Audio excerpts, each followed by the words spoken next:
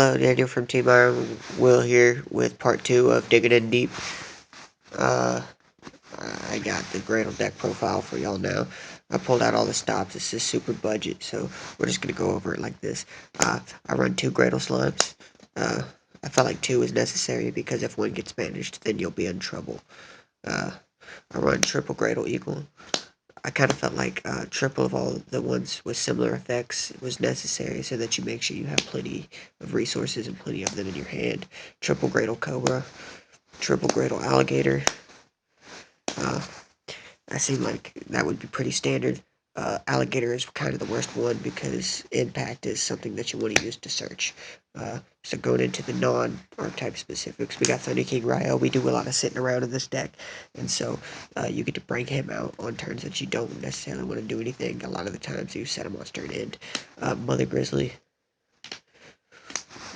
This accesses your entire Gradle engine, so you might as well run it at 3, because you do a lot of sitting around, like I said. 2 Crane Crane, this kind of speeds up the deck a little bit. It accesses your rank 3 engine, so that's why we run it at 2.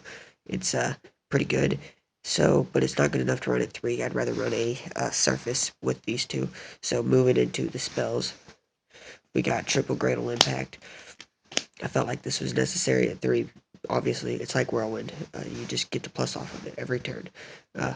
Double Pot of Duality. We do a lot of sitting around in this deck, like I said, so this just allows you to dig in deep for your combo pieces. One day of peace, this basically says, no, you can't kill me next turn. So, just more plussing off of Gradle Impact, and the longer you live, the more, to the best of your ability, you'll be able to win. One Surface. This goes with Crane Crane, accesses your rank 3 engine, but it also allows you to get more than more Gradles on the field in one turn. Like, you can get 2 on the field with this, so it's pretty nice. And then we got the Crane Crane is a single card rank 3, but this is a 2 card rank 3. That's why we run the Crane Crane at 2. Okay, moving on. We got triple Gradle Split. This is just the best Gradle trap, the better Gradle trap card, basically. I think it's one of the best cards in the deck, in my opinion. It's just amazing. We got triple Call of the Haunted.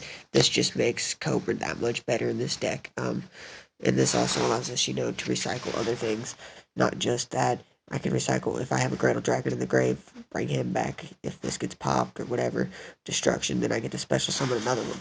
Or another card of Gradle from my deck, grave, because it is destroyed by this card. So I felt like 3 of those was really good. Triple Wabaku. This card's absolutely insane in this deck. It basically says you can't kill me this entire turn, so good luck. And it allows you to keep Gradles on the field, which is necessary. Double 7 Tools of the Bandit. This is basically, when you're going into Gradle Dragon, you're going to be killing all of their spells and traps. So, 7 Tools of the Bandit, I prefer it over Trapstone, which I got right here. You can run Trapstone instead. It is a common, but I felt like 7 Tools of the Bandit was better because Gradle Dragon is going to kill him anyways. So Trapstone might be wasted, where 7 Tools of the Bandit gets to stay on the field if you don't win that turn. So that's why I'm running that. And pretty much when you use this to negate something, you should be getting so much advantage that you win. Another interesting thing is if they Dark Bribe this, they can't then go ahead and activate you can activate another 7 Tools of the Bandit to stop it, but if you activate 7 Tools of the Bandit to stop Solemn, they can't Great Horn, because they have to chain. That's how chaining works. You have to chain to the last thing activated. Okay, moving on. Grand Horn of Heaven. Speaking of Grand Horn, Grand Horn of Heaven. This just, it throws them randomly into their battle phase if they're in their main phase 1, which is really good. It basically says you probably won't be able to kill me. Your OTK is not out. So, and then, on top of that, if they're in their main phase 2, they get thrown into their end phase, which is awesome. And it only hits like synchro summons, special summons from the hand. If it's a card like Call of the Haunted, it does not hit that. It doesn't hit like special summons from other monsters either. So you got to be very mindful of this, but it is like having another Solemn in the deck that has also other kinds of utility. I like things that say I don't die this turn, so Solemn Warning, everybody knows it's like the best trap in the game. So also Torrential Tribute, help me stay alive, and finally Bottomless, it's the Trinity.